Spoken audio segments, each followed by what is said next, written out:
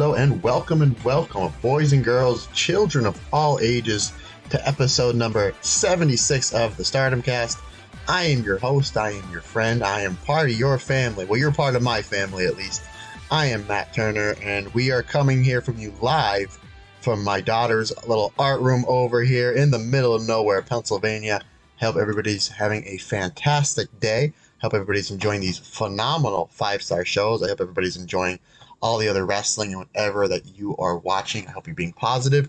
I hope that you're writing down your goals, you're crushing your goals, and remember, we got to be better last week than we were this week. I can mess it up. We got to be better this week than we were last week, and we got to be better today than we were yesterday, and we got to be better tomorrow than we are today. Remember, folks, it's all key in being positive, positive mindset, positive attitude, and just trying to get a little bit better each day, and we will get there together. Now, before we get to the crux of this loaded, fun podcast, just a quick programming note. I literally waited until the last possible second to record this, to send it off.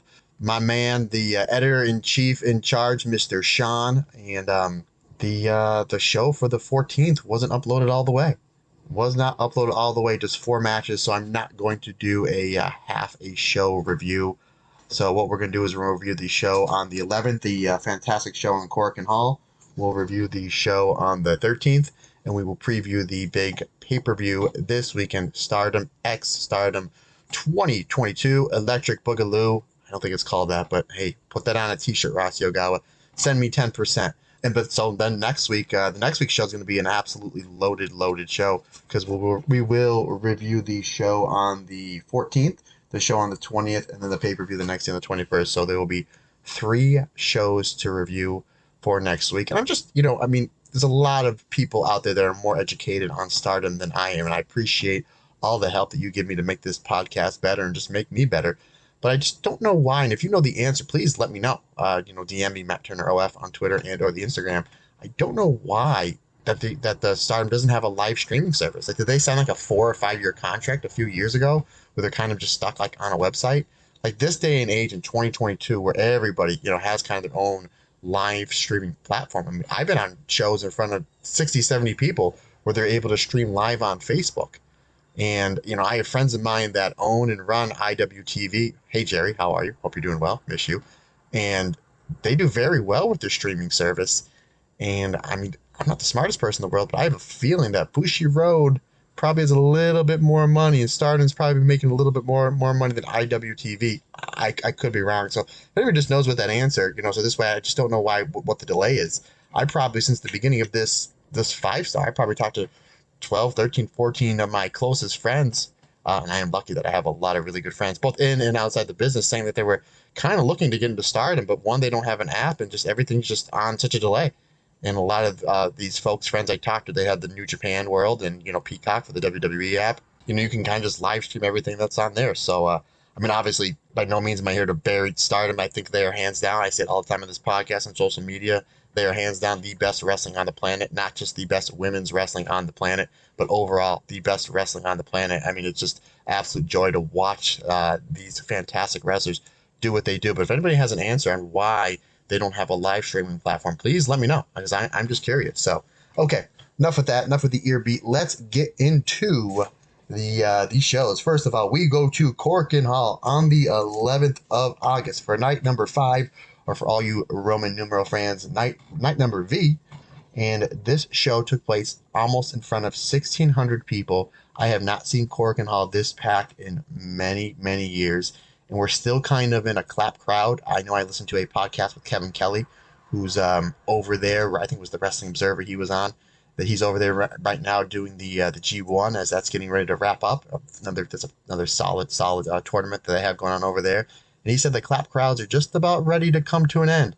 And you can tell that they, here in Cork and Hall, they were making a lot of noise, with their feet and the clapping and whatnot. So hopefully pretty soon we'll get the audible Mayus and Tams and Azumis and, Sherry's and whatnot, and hopefully some streamers as well. So I do have to say, before I dive deep into this show, this is one of the best wrestling shows I've seen all year. And just between what Stardom's been able to put on, what AEW's put on, even some of the latest WWE shows and New Japan shows as well, there's been some fantastic wrestling going on this year as we're 8 months into the year.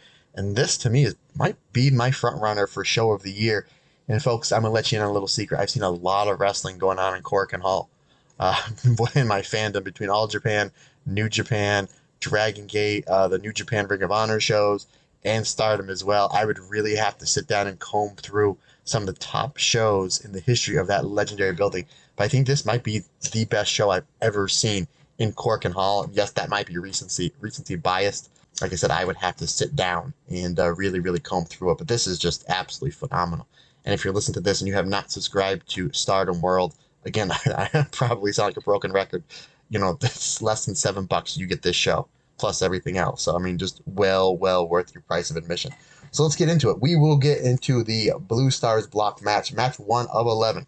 So we're going to be here for a little bit, but this was, just, like I said, solid show. Hanan versus Amisori. Amisori coming in with 2 points. Hana has the big goose egg. Hana, again, she comes out super aggressive right out the box. We saw that in her first 2 matches with Sai Kamatani and Mayu. I'm really liking this new aggressive style of Hana. Hana uses the judo throw and some to go into that inverted standing triangle with the leg lace that she's been using not only as a submission but as a pinfall attempt as well. Really enjoying that. I don't know the technical name for that hold. Hopefully we will get some sort of fancy name, as we know that Stardom is always terrific at naming their finishing holds. We got a nice little forearm versus chop fest. Hana throwing some really good forearms, and of course Amisori throwing those Kenta Kabashi like chops. Obviously Amisori wins that. Ami stays on Hana. She gets Hana up in the torture rack. Hana's able to roll that into a knee bar, and almost gets Ami to tap here. And the crowd at this point is really hot. I mean, first match, you're kind of just a few minutes in, they're really behind Hana. They kind of want to see, the smaller and younger member of Stars here get the upset win. As Ami works her way back up, Hana stays aggressive on her, hits her with a rocker dropper for 2, and then Hana comes off the ropes and does not defend herself as Amisori hits a series of different lariats. The Blue Thunder Bomb, which Hana kicks out for 2, but Ami stays on her, hits the Tornado Brainbuster for 3. 6 minutes, 17 seconds, solid opener. Crowd was really into it. 3.5 stars. We move on to match number 2, the Red Stars block, as we see Himeka, who had 4 points going up against Momo Kogo, who has a goose egg as well. Very similar to the first match. You kind of have the bigger, more experienced wrestler against the younger person in the match that has no points going in. And just like what Hanan did in the first match, Momo does in this match. She jumps Himeka right out the get-go, hits a series of drop kicks. She goes for the 619, gets caught. But then Momo's able to counter a lot of Himeka's offense with her kind of dabbling into the high-speed stuff. Again, I would love to see a rematch between Momo Kogo and Zumi, or just maybe Momo Kogo and Starlight Kid in like maybe a 7-8 minute high-speed match. So really digging what she's doing with their offense. She gets the head scissors, 619, springboard dropkick for 2. She gets a quick near falls on Himeka, but then she winds up eating a series of lariats and the JP coaster for the 3 count at 5 minutes and 40 seconds. I said in this podcast last week, was not a fan of how Himeka's just using the JP coaster as a transition move.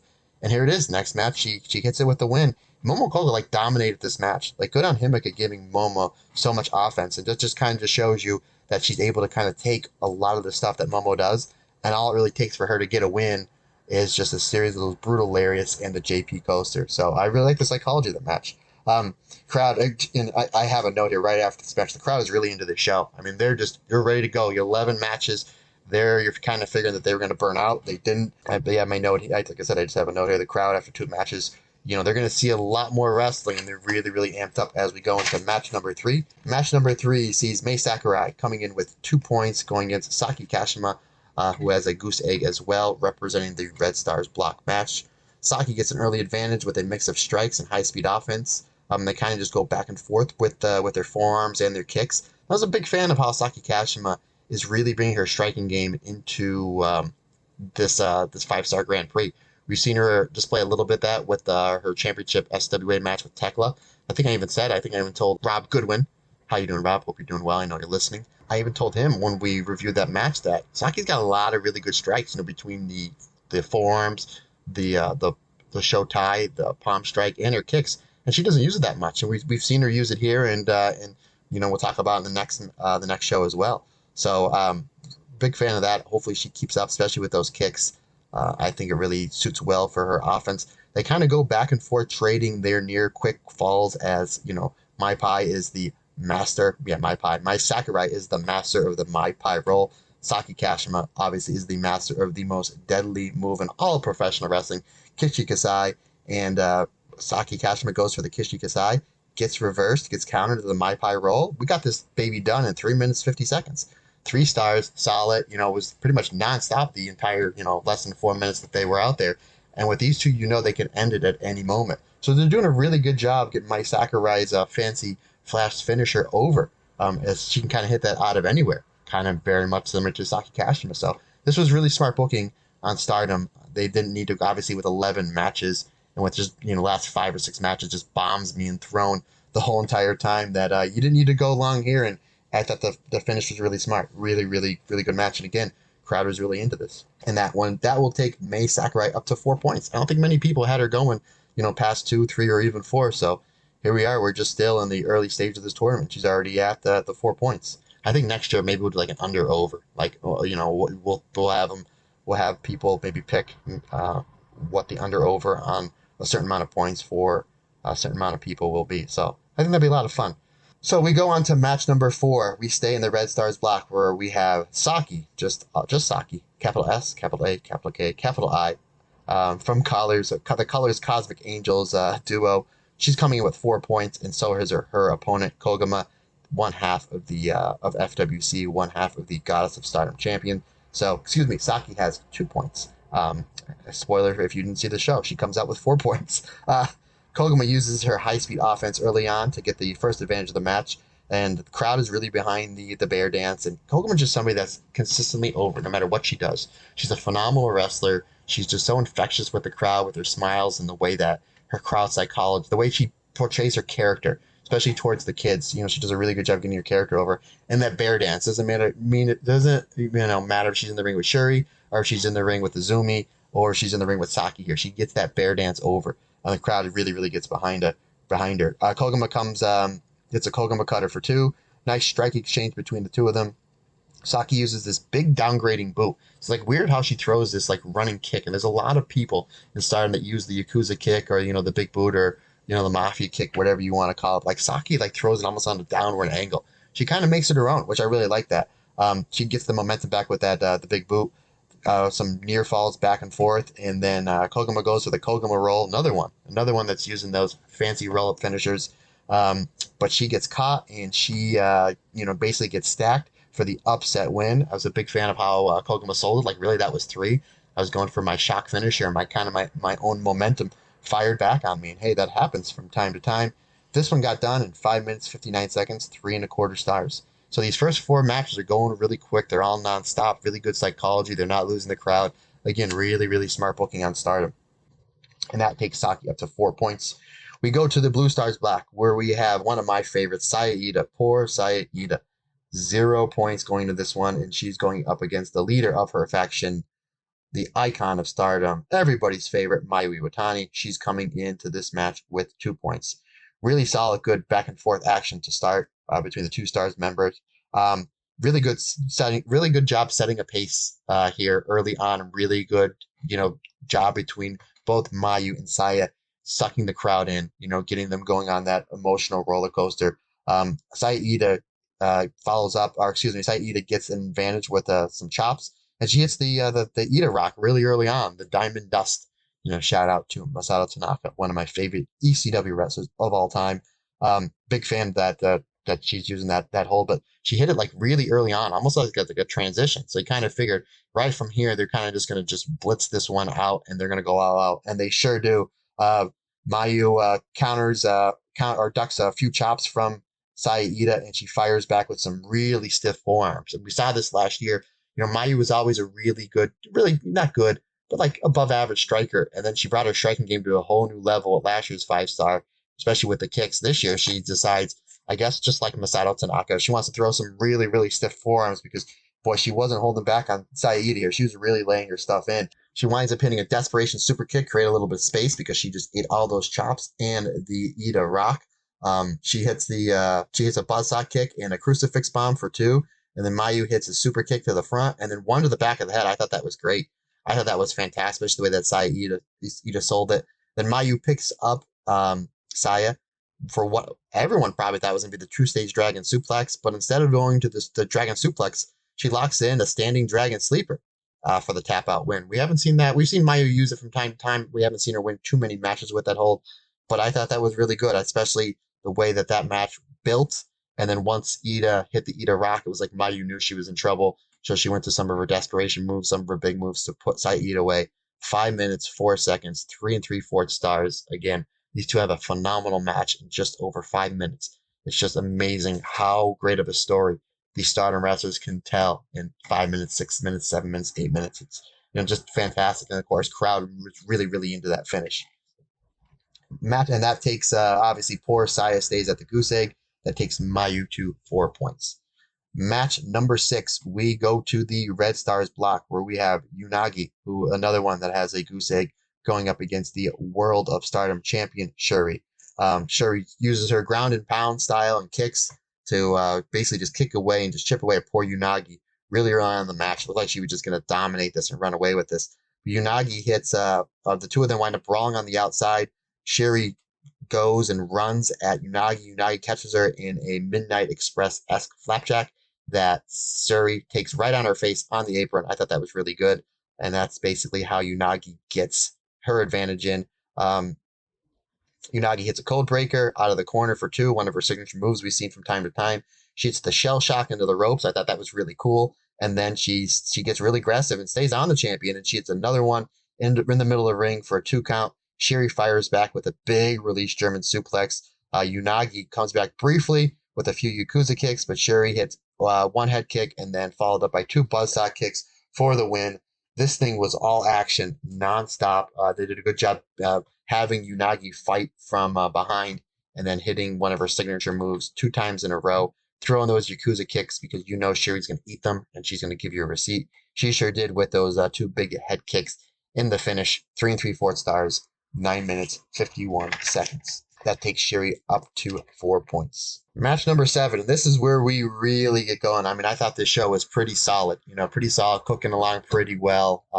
Again, no waste of time here, but this is where we really, really, fire things up here. Sorry, I had to get a sip of water there for the working man. We go over to the Red Stars block where we see the high-speed champion, Zumi, with 2 points, taking on the former number 1 contender for the World of Stardom champion and somebody who will be challenging for the Goddess of Stardom champion this week, the one and only Miss Tam Nakano, who comes in at 2 points as well. Right from the start, Tam goes to high speed. She basically goes hold for hold, move for move with the Zumi on the high speed offense. That's something that we really haven't seen much from Tam lately. So I thought that was really cool. Azumi gets the advantage and goes right to the outside with basically, or she sends Tam to the outside with her high speed offense. Azumi hits that big dive where basically Tam and then the Cosmic Angels are kind of in the corner. And then Azumi runs off. She jumps up in the corner and she basically like she's going to fall back. I really think she does it on purpose to add to the drama of the dive. And then she basically jumps on the entire faction of Tam and Cosmic Angels. So I thought that was really good. Throws Tam in the ring, goes after Tam's arm. Makes sense. This way Tam can't throw the suplexes. And a lot of Azumi's offense, the Azumi Sushi and the Numero Uno and the arm bars are based on the arm. Really good psychology. Throwing the psychology aspect in after they gave us a little high speed. Azumi and Tam trade. They wind up going to the apron. They trade strikes on the apron, which I thought that was really cool because at any moment anyone can bump to the floor, so you have that danger aspect as well. Tam hits a cutter off the apron to the floor. There's the danger aspect right there. You weren't sure who was going to go down one of those strikes, and both of them go down because Tam decided we're both going to take this bump. Obviously, Azumi takes the worst of that bump, eating the floor face first. Very, very brutal. Tam hits a running knee and a German suplex in the ring for 2. And then Tam uses the Azumi Sushi on Azumi. I thought that was cool. Just like, the beginning of the psychology of the match was like, I'm going to trade high speed for high speed with you. She kind of lost a little bit there, but it's like, I'm going to use your own hold against you. Like, that's just like so disrespectful, but in the coolest way. Azumi kicks out for 2. She hits the spin kick and the violent shooting for another near fall. Tam sets Azumi up for the violent screwdriver, but Azumi counters out, trips Tam down, hits the double Azumi Sushi for the win. 7 minutes, 15 seconds. I see many people have this in their top 3 or 4 matches of the tournament. The fact of how great this tournament is, and this match took 7 minutes and 15 seconds is just a credit to how great Tam is, how great Azumi is. And I can't argue. I'll give my top five again when we get done with this, at the end of the pot, or excuse me, probably before we do the Stardom X Stardom review. And this might be in there. I still don't know. I'll have to take just a quick glance, but I see a lot of people have this in the top 3 or 4. And again, it took them a little more than 7 minutes to do. 4.5 stars. Just absolutely fantastic. Absolutely fantastic. Just back and forth, just nonstop action. The psychology was there. They took this thing to different levels with the danger, with the bump on to the floor, and the fact that Tam just wanted to be so disrespectful and try to beat Azumi with her own hold. But in the end, it comes to bite her in the ass, as Azumi is the master of the Azumi Sushi. And that takes Azumi to 4 points, and Tam stays at 2. We move over to the Blue Stars block match as we have tag team partners going up against each other, as we have Momo Watanabe coming in with 2 points versus Starlight Kid with 2 points as well. And two of them shake hands beforehand, but there's going to be some chicanery as Ruaka trips Momo. But then she sees Starlight Kid, figures that Natsutora is going to do the same thing, and she takes Natsutora out just because I guess Ruaka and Starlight Kid are part of like the young Oedo Tai. So Starlight Kid outsmarts Momo by taking out what I guess is still the leader of Oedo Tai. I don't know. To me, it's still Momo and Starlight Kid. But regardless, of course, the two brawl on the outside. Momo gets the advantage with a series of brutal kicks. Starlight Kid hits an arm drag off the top rope, followed by the shotgun double knees. She goes for a moonsault, but Momo gets the knees up and then hits the Meteor. At this point, the crowd is really coming up for this match. Starlight Kid fires back with a flurry of offense, but Momo stops her momentum with the B driver. Dastardly Momo, the thing that I'm such a big fan of Momo Watanabe, but I hate it when she does this. She puts the wrench in her kick pad against her own tag partner. Figured, maybe we can dodge this one match. I guess not. She misses 3 times, which I thought that added to the drama. Like she went for 1, ducked, went for 2, blocked, went for 3, blocked. I thought that was really cool how they did that. And then the one time, the last time, again, you're building up the spot. The big third kick, third time is not the charm. That Starlight Kid catches Momo's leg, puts her in the ankle lock, and then transitions into the Black Tiger leg crusher submission. I thought that was a great falsie. Momo gets to the ropes. Starlight Kid stays on Momo. She hits the moonsault for 2. Momo hits back with she winds up getting back on her. She hits a kick to Starlight Kid's back, follows up with a Tequila Sunrise for 2. Starlight Kid counters the Bastard Driver with the Momo Latch. There it is, folks. I said it. The Momo Latch on Momo. How about that? She goes for the Momo Latch, but if anybody's going to know the counter of a hold that has her name in it, it'd be Momo. Momo stops the Momo Latch and cradles her for 2. She goes for the Peach Thunder, and that gets countered into a roll-up for 2. Then Momo quickly gets up, hits the punk kick with the wrench on poor Starlight Kid's head, and then hits the sickest Peach Thunder I've ever seen the former white belt champion do. I have this at 4.25 stars. This one got done 10 minutes, 53 seconds. And then they shake hands afterwards. It's like, well, Momo kind of cheated, but I guess, Starlight Kid did as well. I mean, they are part of the heel faction, but fantastic match. Just great chemistry between these two. This was terrific. Absolutely terrific. Speaking of, and that will take Momo to 4 points. Starlight Kid still staying at 2. But again, there's 4 quarters in a football game, folks. So this is a long tournament. Many more matches to go to make up some time and some points. But one person, that's 2 people actually, that this next match that are wasting no time getting out the gate with this one. We have Natsupoi from the Blue Stars, 4 points, and Hazuki, 4 points as well. Again, this was fantastic. They start with some high speed to start. Hazuki crashes and burns early on a dive as Natsupoi just keeps drop kicking Hazuki pretty much up the old aisleway in Korakuen Hall. They go through the aisleway. Basically, then they brawl a little bit through Korakuen Hall. Poi slams Hazuki onto the outside, and then she goes for the Ferial Gift off the apron, and she crashes and burns. So it's like you see Hazuki going for that picture perfect suicide dive in the beginning. She misses, and then you can say, hey, it was way too early to go for that move. And Natsupoi goes for one of her big moves, the Ferial Gift on the outside, and she misses. And that was a big thud in Korakuen Hall. Hazuki follows up with some signature boot scrapes. The two of them have a really good strike fest. Eventually, Hazuki gets the better of that. She winds up getting caught in the inside cradle roll from Natsupoi that kind of go back and forth. That just, she kicks out at 2. Hazuki pump kicks Natsupoi's poor face off and then hits a series of stiff kicks. I mean, she just basically gets wrist control on poor Natsupoi and just does not let go on these kicks. If Toshiaki Kawada was watching, he probably would have said, God damn, kid, that's stiff. Because, boy, she was. I saw the pictures of poor Natsupoi after this match. Oh boy, she got messed up. But Natsupoi, she doesn't go out without a fight. I tell you what, she throws some really good strikes too. I mean, we've seen what she did in those series of TAM matches. She hits a series of kicks, low spinning kick, and then 4 German suplexes back to back to back to back. Natsupoi tries to go to the top rope, but Hazuki stops her. She hits a series of pump kicks that sends Poi crashing to the floor. Hazuki fires Natsupoi back in the ring. She hits the springboard dropkick and the senton for 2. Hazuki wastes no time as she follows up with a Michinoku driver for 2, but Hazuki's not done. She even signals the crowd, no, not yet. She picks up Natsupoi and hits the sheer drop brainbuster for the win. 10 minutes, 55 seconds, 4.5 stars. So we had the first series of matches. I had like pretty much 3.5 to 3 3/4. And then we had these, the back half of these matches are going between like 4.5 stars. Just a really good way to peak this show. And this crowd is super hot. Absolutely fantastic match. Match number 10, the co-main event. We go back to the Red Stars block as Risa Sera, representing Prominence, coming in at 4 points, and Utami Ashista, the leader of Queen's Quest and former champion, coming in 4 points as well. Really nice shoulder tackle exchange to start. Risa focuses her offense on Utami's back. Risa pretty much dominates a good portion of this match, just constantly dropping her, with body slams. She does the big swing on Utami it's funny because then they show like Lady C on the outside, like, what the heck? That's my move, ma'am. Risa hits 2 air raid crashes for 2. Utami hits a big release German suplex, followed up by a series of lariats for 2. And then Utami follows up with a hijack bomb. 10 minutes, 26 seconds. The psychology here was really, really good because very similar to like Momo Kogo versus Micah match, where it was like the stronger opponent, the stronger wrestler, in the sense Utami was kind of getting dominated, but just showed they only need just that small window to capitalize on thing. And that small window was Utami being able to throw that German suplex, and then while Risa Sera was kind of groggy, hitting a series of lariats, and then while she was down, time to put her out. So I really enjoyed it. 3 3/4 stars. Enjoyed the psychology.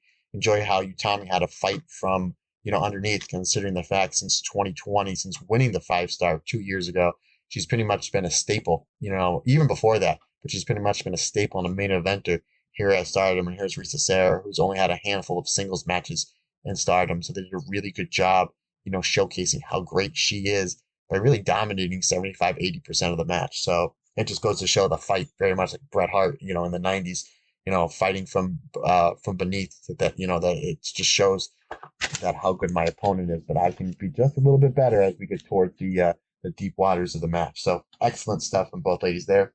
And we move on to the main event. When I found out this was the main event, I was like, really? Momo Starlight Kid, Natsupoi Hazuki? Like, this is the main event? But boy, this did not disappoint. We go back to the Blue Stars block match where Suzu Suzuki is having her first match of the tournament. She missed the first 2 shows. I believe she was sick with, I think she had COVID. I think that's what it was, or if it wasn't disclosed. So Suzu Suzuki obviously has 0 points coming in. It's her first match going up against Mirai. Mirai obviously having a bomber of a night 1 and 2 by beating Mayu and Julia. So she comes in with 4 points. Soon as the bell rings, the forearms are flying. Suzu slams Mirai off the top rope onto the apron. Suzu misses a forearm. The two of them brawl on the outside.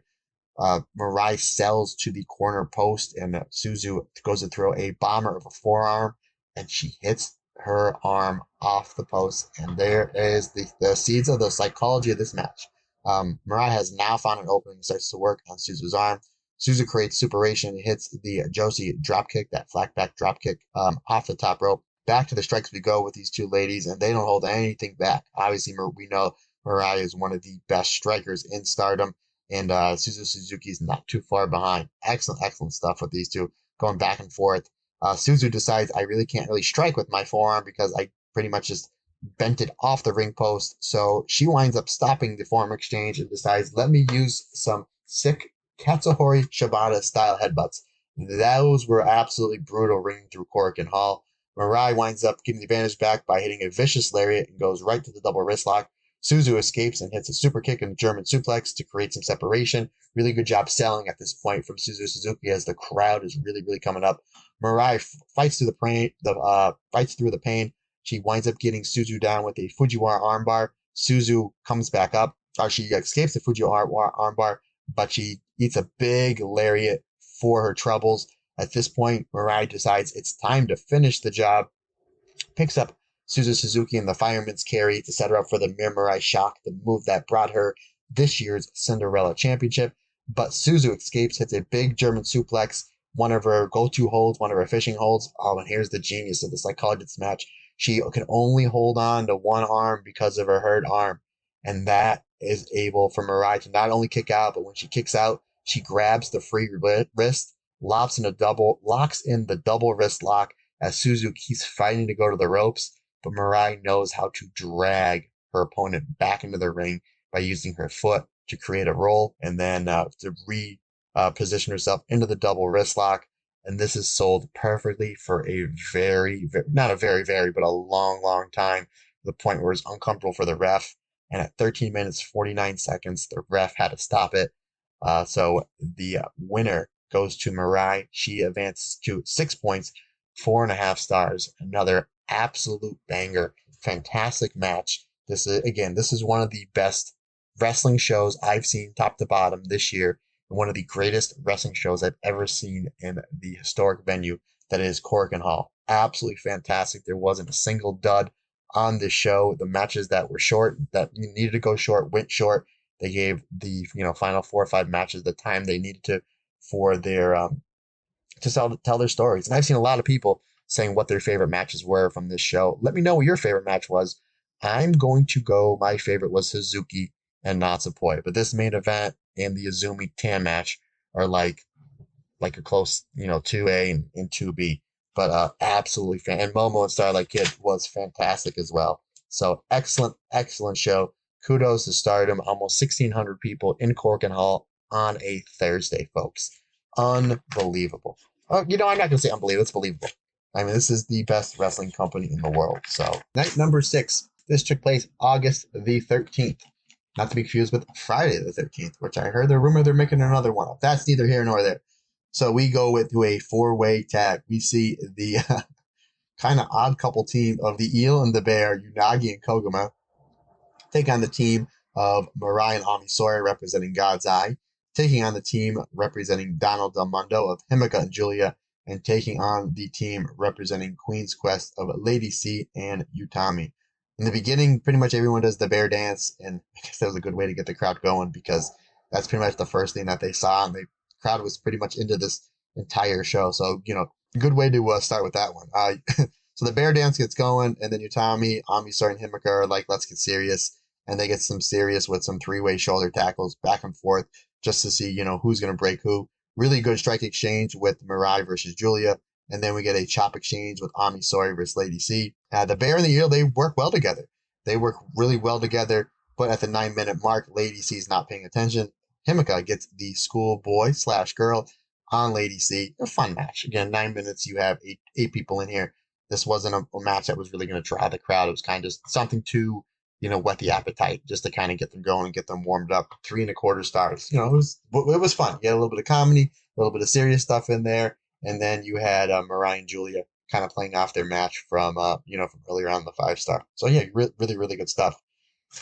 We go on to our first 5-star match number 2 of the show, Red Stars Block match. We see Momo Kogo, who poor Momo's coming into this with a goose egg, versus the high-speed champion Azumi coming in with 4 points. If you do remember, not too long ago, these two had a show-stealing match for the high-speed championship. So this was very much a kind of a shortened version of this match. I absolutely loved it. Zumi dominates Momo with some high-speed striking early on. Momo finally is able to counter Zumi's offense with the 619 variation as Zumi is on the second rope. Really liked how she kind of uses it as not only an offensive hold, but a defensive hold. Like Momo Kogo was doing a great job getting her version of the 619 over. Momo Kogo's throwing some really, really good solid forearms here. I really like, she's another one. Her striking game has come a long way in a short time. Some really, really good stuff here. Good back and forth action with some pin reversal counters. We almost see Momo steal one a couple times here, very similar to their high speed match. I remember a couple times I kind of jumped out of my seat. I thought Momo was going to win a high speed belt. And they almost got me 1 or 2 times here. Zumi does such a great job kicking out, like at 2.99. And Momo does a great job really holding the pin on, until it has to get broken. So really, really good psychology and, pin attempts that really suck the crowd in. Excellent job. Momo goes for the Nectar Peach, but Azumi winds up countering it into the C4. She goes for the C4 German suplex. That gets countered, but then Azumi winds up hitting a Hurricanrana in the ropes that spikes Momo right on her forehead. Azumi keeps the pressure on. She goes for the double stomp, and she hits the newly named C4 German suplex bombs. Just the C4 bomb, but it's basically a leg capture German suplex for the win. 6 minutes, 41 seconds, 3 3/4 stars. Momo Kogo, very much like Hana, 0 points. May not come out of this tournament with a whole lot of points. Really impressing me. Really impressing me. And Azumi's just, she's fantastic. One of the wrestlers of the year. One of the wrestlers of the year. You can't deny it. Match number 3 sees we go to the Blue Stars. Speaking of Hana, coming in with the goose egg, going up against Momo Watanabe. She's coming into this with 2 points. Poor Momo just picks Hana apart with these brutal kicks. She just really just stays on her, just almost like child abuse. I think I saw somebody put on Twitter like, Hana I don't think she turned 18 until 2 or 3 days after this match.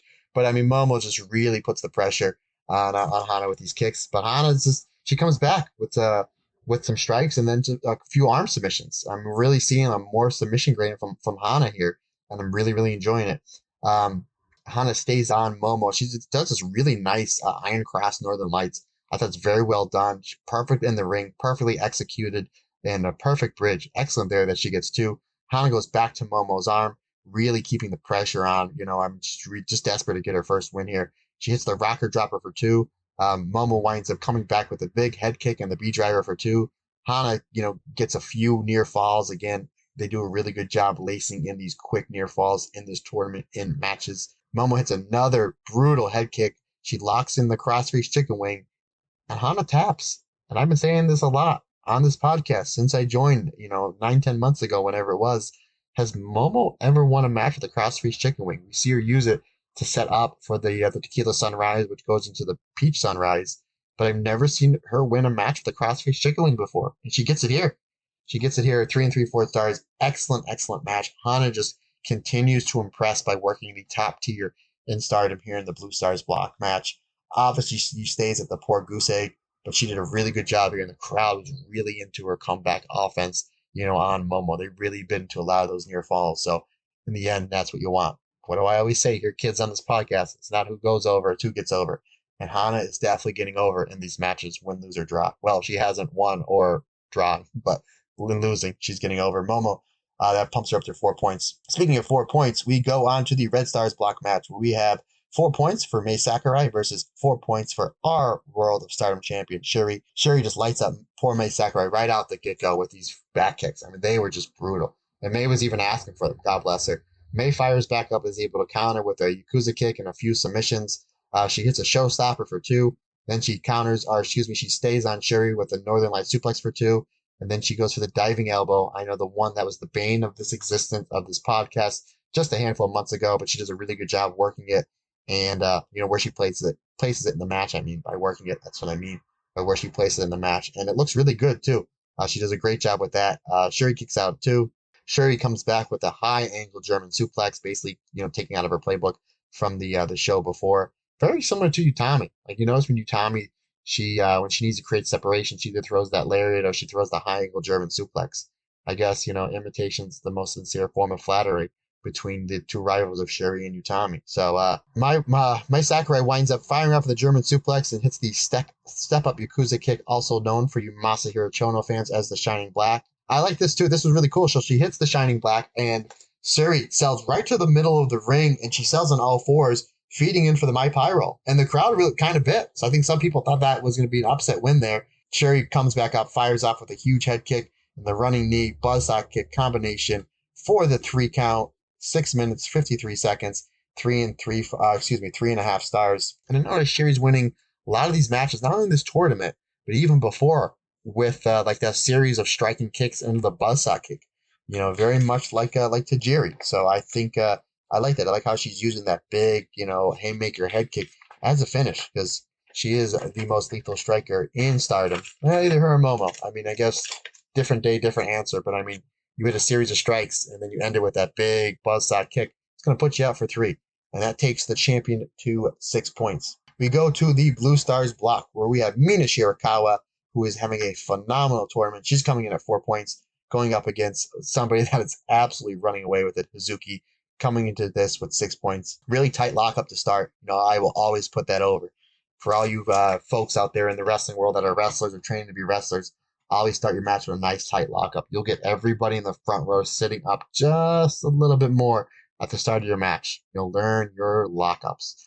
Hazuki hits a chain of body slams, and then Meena feeds to the ropes. She hits the signature face washes, but Meena winds up firing back. She gets her first big strike in the match with that brutal spinning back fist. Hazuki, phenomenal job selling for these head strikes. I say it all the time, really making Meena look like $1,000,000 here. Hazuki hits a code breaker and then floats over into a crossface. Meena fires back with some solid strikes between the forearms, spinning back fist, and the strikes. This is really good. I mean, her stuff is just constantly getting better. Again, we've seen Meena put on social media her videos of training, her striking in the MMA gyms, and they're really, really showing here in this 5-star tournament. She's not taking this thing lightly. These two just lay into each other, and this crowd is really behind the two of them. Maybe a little bit more behind Meena. I think because maybe they think that she needed the win here. So I think that the crowd's really, really wanted to see maybe if there was going to be an upset if Hazuki was going to get her first loss. Meena hits a rolling elbow to the back of Hazuki's head and follows up with a top rope draping DDT.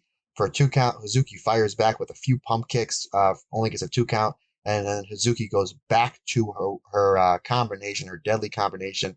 She hits the Michinoku driver, followed up by the Brainbuster combination to remain perfect in this tournament. I was glad they gave this match time. 10 minutes, 39 seconds, 3 3/4 stars. Another fantastic job and another phenomenal performance from the perfect Hazuki as she bumps up to 8 points and is absolutely running away with this tournament, not only on points, but match quality as well. I think the majority of people, including me, if the tournament was to end today, would probably have her as the MVP. We go to the co-main event, Blue Stars block match, a rematch was for the World of Stardom Championship just a few months ago. Obviously, it is a non-title match because it isn't the 5-star tournament.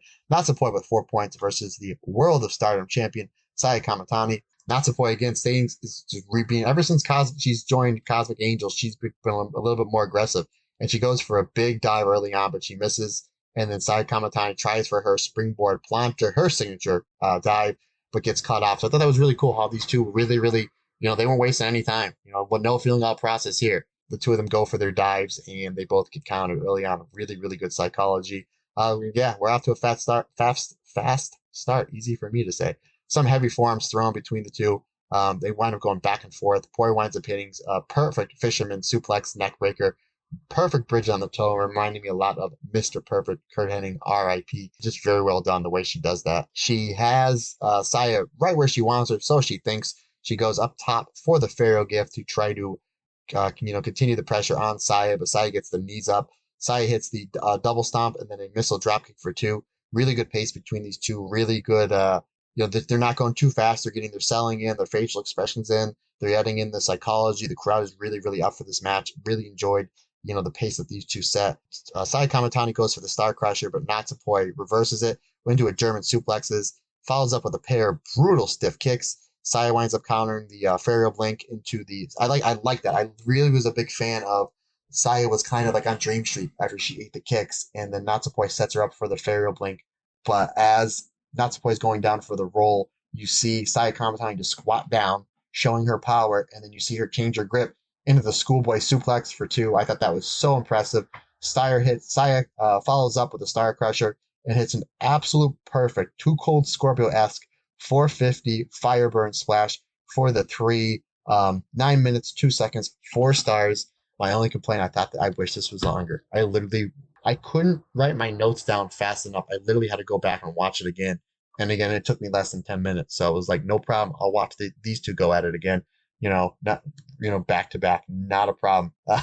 So this was a joy for me to, they were going so fast and so furious that I had to go back and watch it immediately right after it ended. So no complaints here. 4 stars, my favorite match of this show.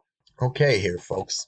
We go to the main event in the Red Stars block match as we see Maika still with 0 points. I mean, I know she hasn't that many matches, but still 0 points here going against Saki Kashima with 0 points. Now, I understand this was Saki Kashima's hometown, but I don't understand why this was the main event. figured it could have been either Mina and Hazuki or Saya versus Natsupoi. It's not like that. I mean, it's not like Saki Kashima is like a big baby face. She's on the heel faction. So I kind of didn't understand that. If they want to put her in the co-main event, that's fine. And I was kind of maybe hoping maybe you put Saya Kamatani and Natsupoi in the main event instead of 10 minutes, maybe give them 14 or 15. Again, I'm not going to question what Stardom's doing booking wise because they're absolutely crushing it. But this one, I don't know. It just was in a weird spot to be the main event, especially to follow Mina and Hazuki and Poi and Saya Kamatani. But again, just fantastic match. It was a solid match. Saki hits an early head scissors that sends Micah to the outside. These two brawl outside for a little bit, and then Mariah is able to use her Buzz Sawyer-like power slam to get the momentum and to stop Saki's early onslaught. Saki did a really good job. Again, I talked about it just a few minutes ago with her striking and the kicks. There's really not much she can do power-wise to Micah, so she really uses her kicks to kind of isolate Micah and to get to get her advantage.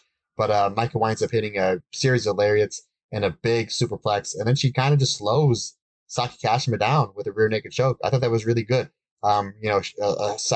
Basically asserting her dominance. Saki winds up fighting back with a series of really good strikes between the palm strike and the kicks. I thought that was really good to try to kind of get her win back. And while she's doing this, she's staying on the cell. Crowd is really getting into this, obviously, because you have the hometown hero of Saki Kashima. Micah winds up cutting off Saki with a superplex and a discus lariat for 2. Basically, that's pretty much Micah's go home spot. She hits the superplex, either a series of lariats, or now she's throwing in that discus lariat. So you figure the end is coming. She sets up Saki for the Michinoku driver, but oh no, you know what's coming, folks. It gets countered into the Kishi Kasai for the 1, 2, 3, 10 minutes, 18 seconds, solid match, 3.5 stars. Again, I probably would have put this on co-main event just because it was really, really hard to follow Saya Kamatani Natsupoi. But again, I guess it's you're sending the crowd home happy, even though Saki Kashima is a heel in the big heel faction. It is her hometown, so again, who am I to tell Stardom what to do? Overall, another solid show. Like I said, folks, as I'm recording this, Night 7 is only a few matches in, and I'm not going to, I think like 4 matches in, and I'm not going to review a half a show. So, before we get on out of here, I am going to give what I think are my top 5 favorite matches so far of the tournament. And then what I'll do probably starting next week is, before the end of the show, I'll give a block update on points where everybody's at. Again, show just happened 4 days ago, as of this recording. So I just don't want to put the points up when they're not 100% accurate. So I am going to go at number, again, I don't have this written down. I'm going off the top of my head. Number 5, I'm going to say Starlight Kid and Hazuki. Number 4 is going to be, let's go with Mirai and Suzuki. No, I'm going to go with Hazuki and Natsupoi. Number 3 would be Starlight Kid and Saya Kamatani. Number 2 would be Hazuki and Julia.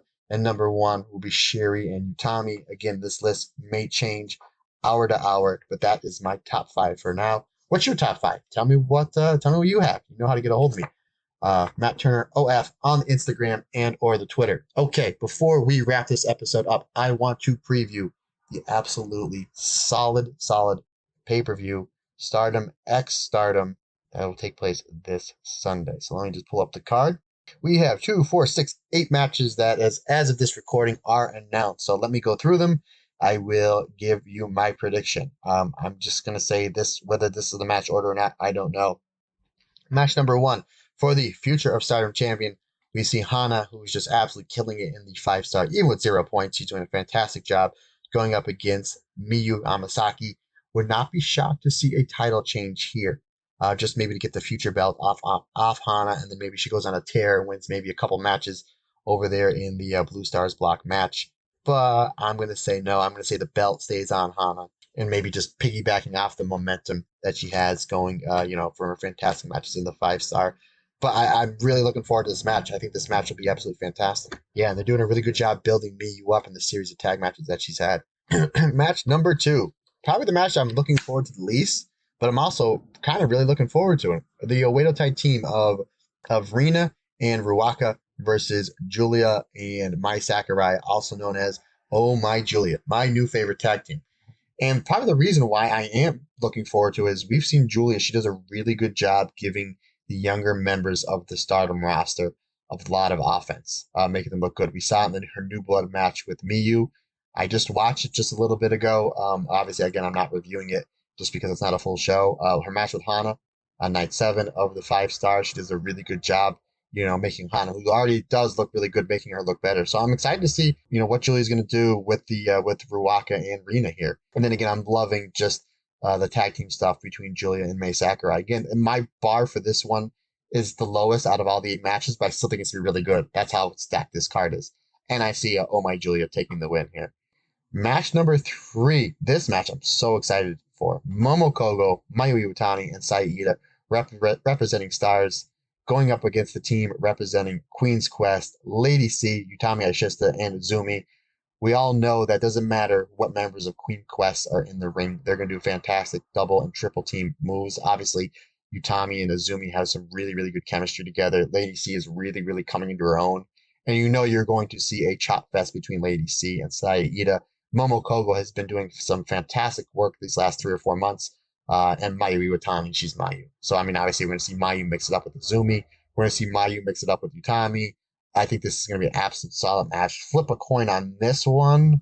I'm going to say, now the only person that's not in the 5 stars in this match is Lady C. So I can see Lady C eating the fall. But I'm going to say Queen's Quest takes this one. But that's kind of a toss up. I'm going to say Queen's Quest gets the victory here, maybe with Utami pinning Momo Kogo. So I'm really not sure, but I think that's going to be a fantastic match. Speaking of a fantastic match, boy, this is a match that I was just hoping that we would see in the fall in the Goddess of Stardom tournament. But Stardom said, oh no, Matt Turner, we're going to give it to you on Stardom X Stardom 2022 live on pay-per-view, as we will see the God's Eye team of Mirai and Amisori, the former #1 contenders, going up against the Donald Del Mundo and former Goddess of Stardom champions, Micah and Himika. We don't get to see Micah and Himika team up in straight tags that much. Obviously, we've seen them have singles titles matches this year against Sai Kamatani and Shuri, respectively. And we've seen them on 6-person, 8-person tag matches and elimination matches, but not enough just straight up tag matches. And this is going to be fantastic. This is going to be hard hitting. This is going to be a lot of big bumps. You're going to see a lot of psychology laced in here and a lot of lariats. Amisori does a really good job throwing that low angle lariat. Mariah, obviously the left-handed lariat. She's been using the left-handed lariat to the back of the neck quite a bit as well. And then obviously Micah and Himika have, they do great jobs with the double lariats and the lariat sandwich. I'm going to say, I know this is cheating, but it is my podcast. I'm going to say my first pick on this one is time limit draw. My second pick is Mike and Himika picking up the win. But this can go either way. I just hope this thing gets like 10, 11 minutes. That's going to be fantastic. I'm so excited for this card. And the hits keep going. Coming up next, match number 5. We have the Artists of Stardom Championships as the champions. Starlight Kid, Saki Kashima, and Momo Watanabe representing the Oedo Tai, taking on the Cosmic Colors team of Saki and Unagi and Meena Shirakawa. Obviously, Meena and Unagi, along with Tam, had one of the longest reigns in the history of the Artists of Stardom champions. Saki, I'm really impressed by what she's doing in the 5-star. We get to see more Meena versus Momo. We get to see Meena versus Starlight Kid in this one. Obviously, Unagi is doing a really good job in the 5-star as well. I expect her to shine. And the thing that excites me the most for this match is we will probably, fingers crossed, see some straight up tag stuff with Pink Kabuki versus Black Desire. So that's where I'm really looking forward to it. But I see Saki Kashima getting the Kishigasai on Saki. Wow, how about that? Saki pinning Saki. But I definitely see the Artists of Stardom champions retaining here. Match number 6, Co main event, or Co main event, as we will see the the Goddess of Stardom champions, FWC, Hazuki, and Koguma taking on Natsupoi and Tam Nakano.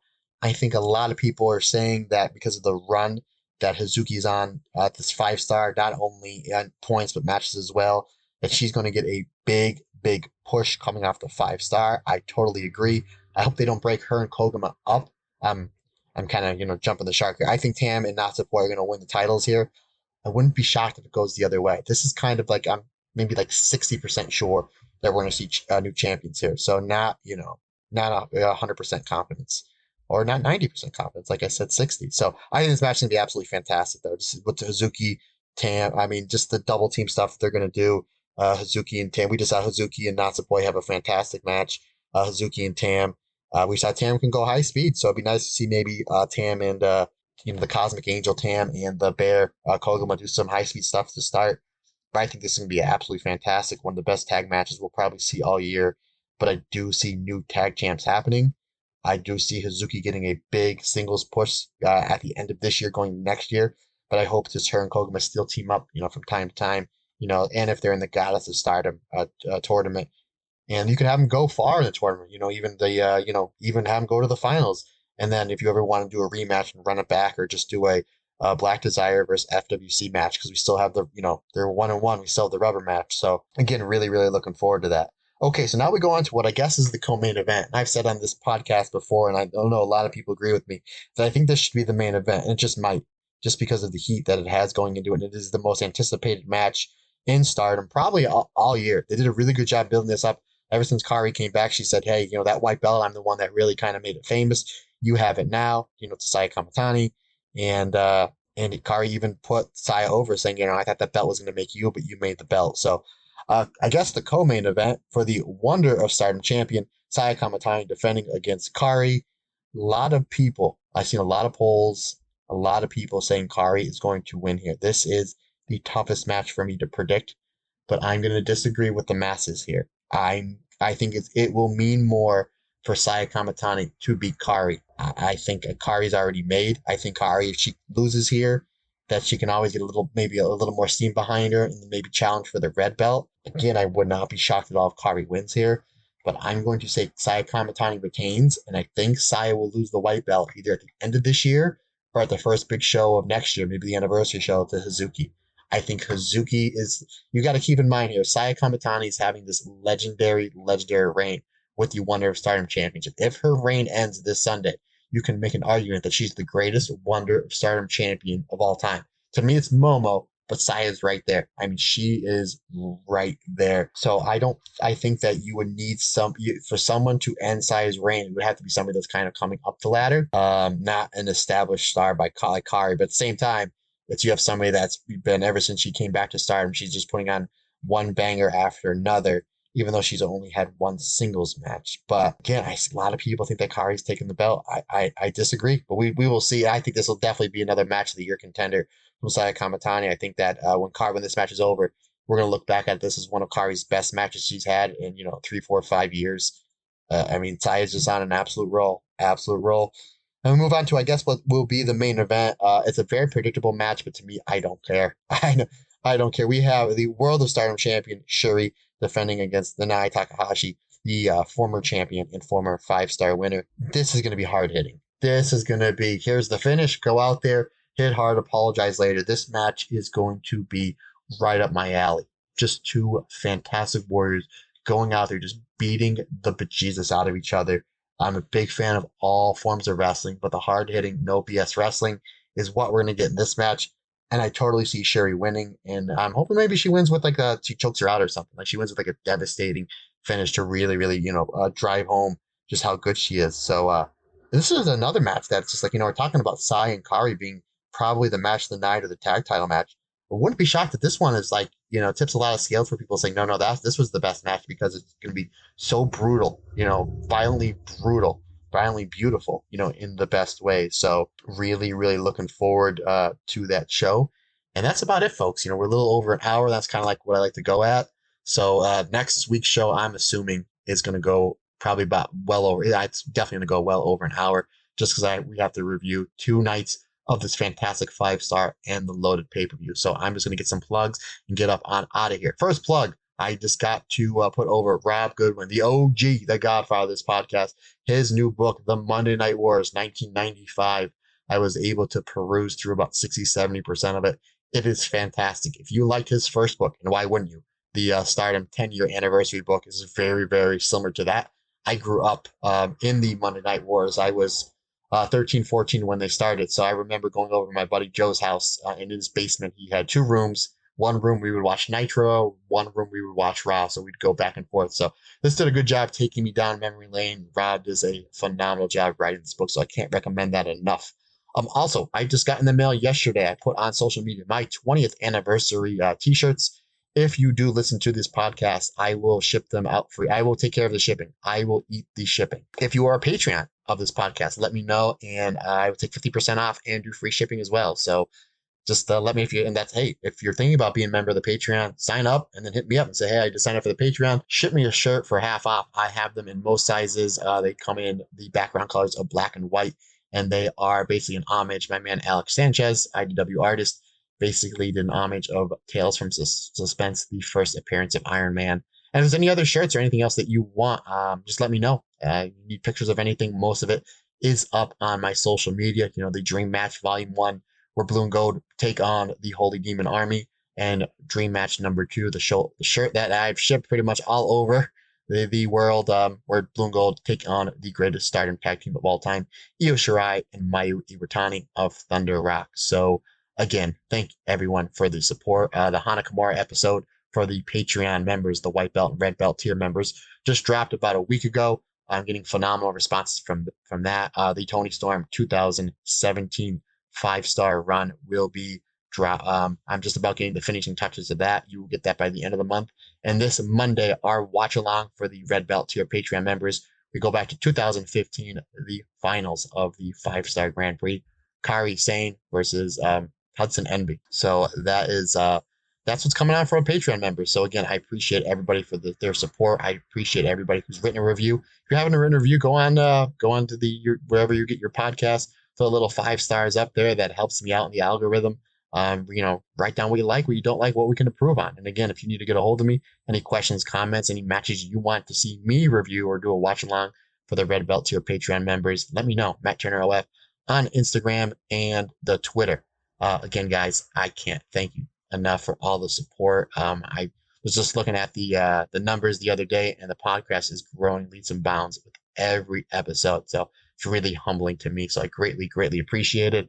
And anything that you guys need from me, please let me know. Like I said, drop me a line. Let me know what your top 5 matches from this 5-star Grand Prix is. And let me know, give me your predictions on this absolutely stacked Stardom X Stardom 2022 show is. So that's it. That's it for me for this week. We got a lot going on next week, so appreciate you hanging in there with me for this hour-plus show. Remember, folks, we're all in this together, and everybody's different. Everybody's special. Have a great day, great night. Remember, your Uncle Matt Turner, he loves you. Bye-bye.